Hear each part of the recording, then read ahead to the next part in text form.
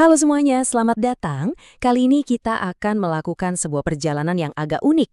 Kita bakal menjelajahi Indonesia, tapi bukan lewat pemandangan atau budayanya, melainkan lewat angka-angka yang membentuk cerita bangsa ini.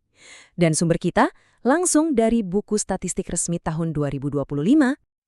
Pernah kepikiran nggak gimana caranya menceritakan kisah sebuah bangsa yang skalanya sebesar ini? Penduduknya lebih dari 280 juta jiwa, pulaunya lebih dari 16.000, dari Sabang sampai Merauke. Gimana coba cara kita memahami gambaran besarnya secara utuh? Nah, jawabannya ternyata ada di dalam angka.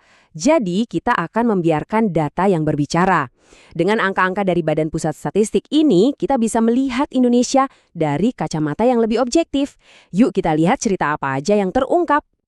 Oke, kita mulai dari dasarnya dulu ya, dari fondasinya, tanah airnya itu sendiri.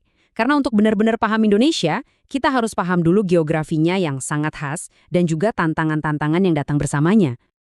Konsep kepulauan ini bukan cuma sekedar istilah geografi buat Indonesia loh.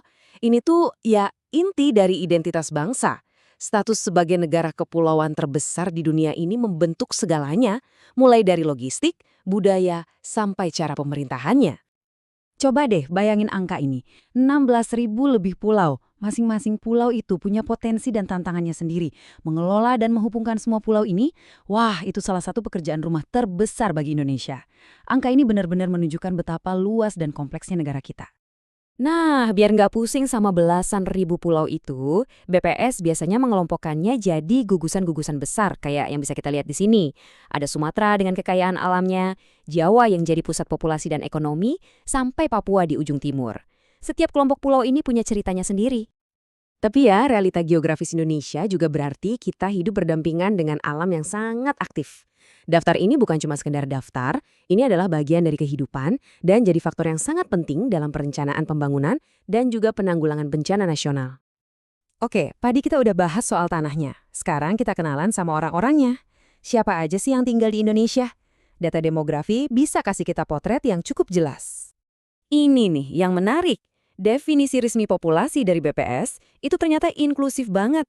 Jadi pas kita ngomongin populasi Indonesia, datanya itu nggak cuma mencakup WNI, tapi siapapun yang udah tinggal di sini lebih dari setahun.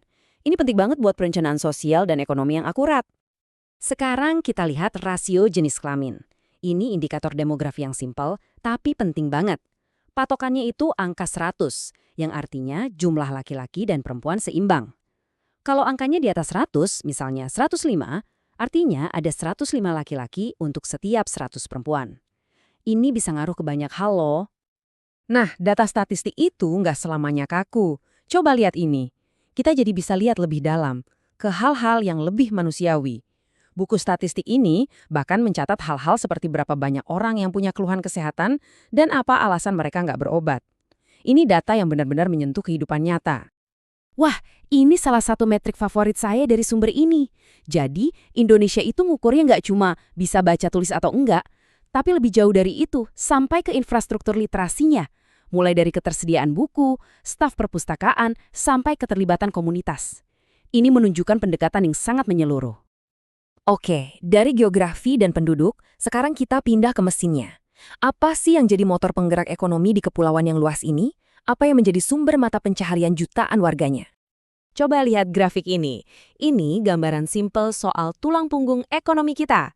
Kelihatan kan pembagiannya cukup merata antara pertanian, jasa, dan industri. Ini menarik, artinya ekonomi Indonesia itu nggak bergantung pada satu sektor aja, tapi terdiversifikasi. Ini kekuatan penting. Nah, di sini kita bisa lihat kontras antara dua sektor yang sama-sama vital. Di satu sisi ada pertanian, fondasi ketahanan pangan kita. Ukurannya hal-hal seperti luas panen atau kadar air gabah. Di sisi lain ada pertambangan, sumber bahan baku industri global. Keduanya sangat penting dengan caranya masing-masing.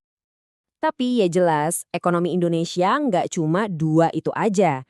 Ada banyak banget sektor lainnya. Misalnya, konstruksi yang terus membangun infrastruktur, pariwisata yang memanfaatkan keindahan alam kita, dan jangan lupa ekonomi digital yang sekarang lagi tumbuh pesat banget. Oke, sekarang kita sampai di bagian terakhir. Kita akan zoom out sedikit untuk melihat gambaran besarnya. Gimana sih cara Indonesia mengukur kemajuan dan kesejahteraan bangsanya secara keseluruhan? Soal kemiskinan, cara ngukurnya di Indonesia itu menarik. Jadi, poin pentingnya tuh ini, yang diukur bukan cuma soal pendapatan, tapi lebih ke kemampuan seseorang memenuhi kebutuhan dasarnya. Apakah pengeluaran per bulan mereka cukup untuk makan dan kebutuhan non-makanan yang esensial? Kalau mau lihat gambaran kemajuan yang lebih luas lagi, kita punya yang namanya Indeks Pembangunan Manusia atau IPM. Gampangnya, IPM ini berdiri di atas 3 pilar utama. Kesehatan, yang dilihat dari angka harapan hidup. Pendidikan, dari lama sekolah, dan standar hidup layak, yang diukur dari pengeluaran. Nah, biar ada gambaran, ini adalah contoh negara-negara dengan skor IPM paling tinggi di dunia yang juga dirujuk di dalam buku statistik. Angka-angka ini jadi semacam benchmark global untuk menunjukkan seperti apa sih pencapaian pembangunan manusia yang levelnya sangat tinggi itu. Jadi, dari ribuan pulau, jutaan penduduk, sampai 3 pilar pembangunan, angka-angka ini benar-benar udah ngajak kita jalan-jalan melihat potret Indonesia saat ini kan? Pertanyaan yang tersisa buat kita semua mungkin adalah cerita apa yang akan ditulis oleh angka-angka ini selanjutnya? Kemana semua ini akan membawa Indonesia di masa depan? Terima kasih sudah menyimak.